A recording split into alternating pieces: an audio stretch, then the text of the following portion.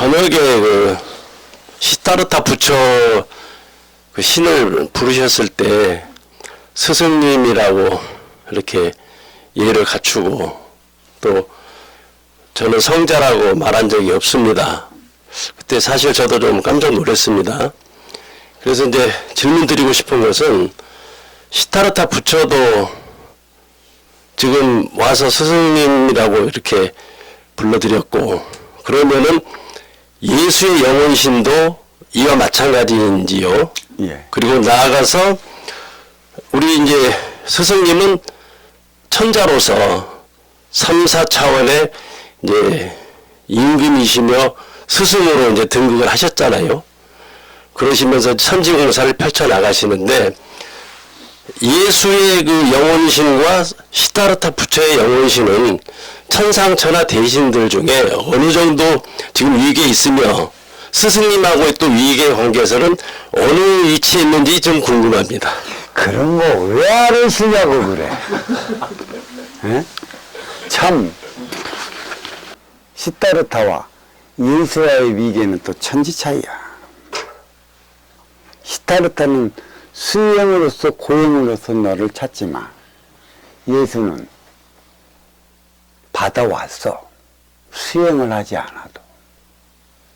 근데 왜 33살 나이에 일찍 갔을까? 사랑만 가르쳤어. 무조건적인 사랑만 가르쳤어. 제가 어저께도 얘기를 했잖아요. 가집간에는 사랑을 가리키는 것이고 뿌리간에는 행복을 영위하기 위한 것에 있어요. 천부의 삶은 행복을 영위하기 위한 것을 가리켜. 가집간은 사랑하며 살아가기 위한 것에 가있어요. 사랑은 누구나 할 수가 있어요. 내 욕심으로 비롯되는 게 사랑이걸라. 부모가 자식을 낳아 자식을 기르는 것도 아가페라고 해지고 이거를 무조건적인 사랑이라고 하지만 무조건적인 게 아니에요. 자식은 부모하기 나름인 것이고 자식이 명냈을 때의 명냄만큼의 그 공적이 부모한테 정확히 돌아갑니다.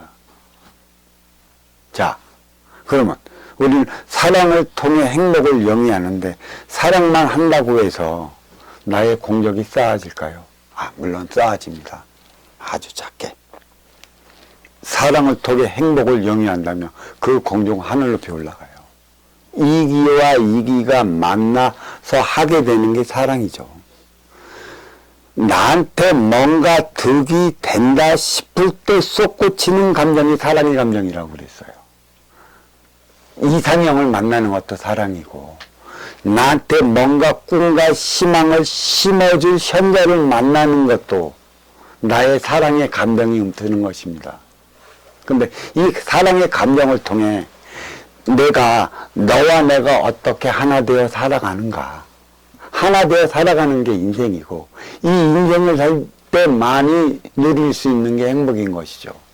그러니까 사랑은 행복을 하기 위한 것이에요. 그래서 사랑은 누구나 할 수가 있습니다.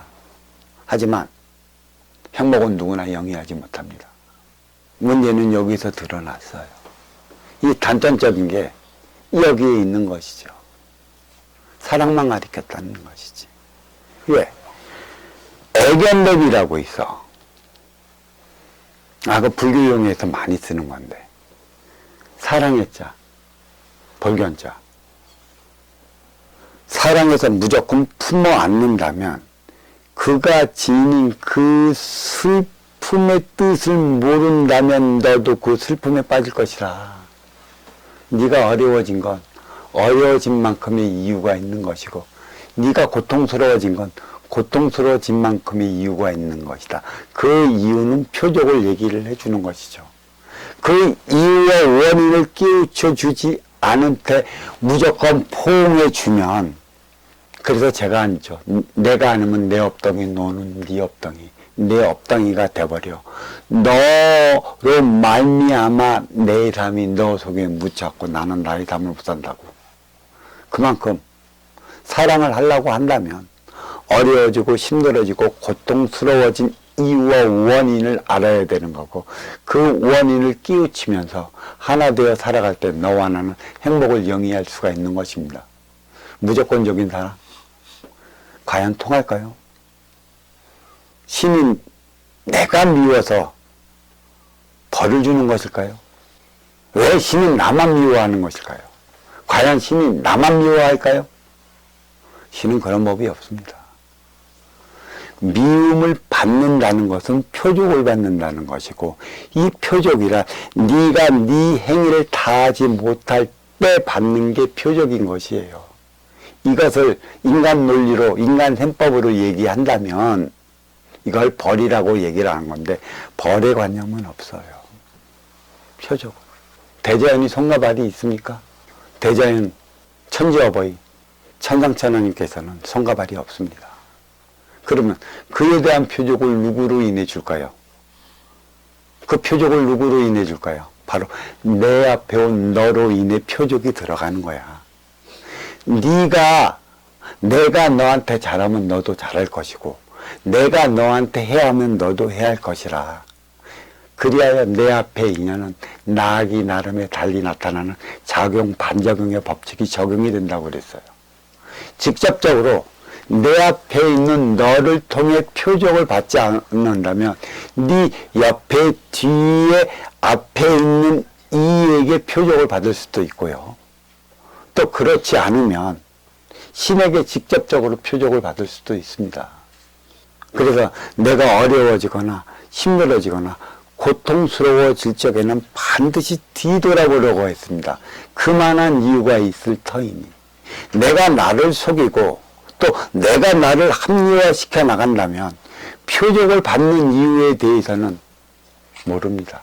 그 또한 내 셈법으로 내가 나를 합리화시키고 내가 나를 교묘하게 표장시키기 때문에 내가 나를 모르는 것입니다. 바로 이런 것이죠. 사랑은 해야 되는 것이에요. 사랑 없이 살지는 못합니다. 그래서 누구나 사랑은 하는 것인데, 문제는 사랑의 결실이 행복인데 이 결실을 맺지 못한 문제가 되는 것이고, 이 사랑의 결실을 맺게 하는 것은 뿌리에서 살아가는 우리 뿌리 민족만이 할 수 있는 것이에요.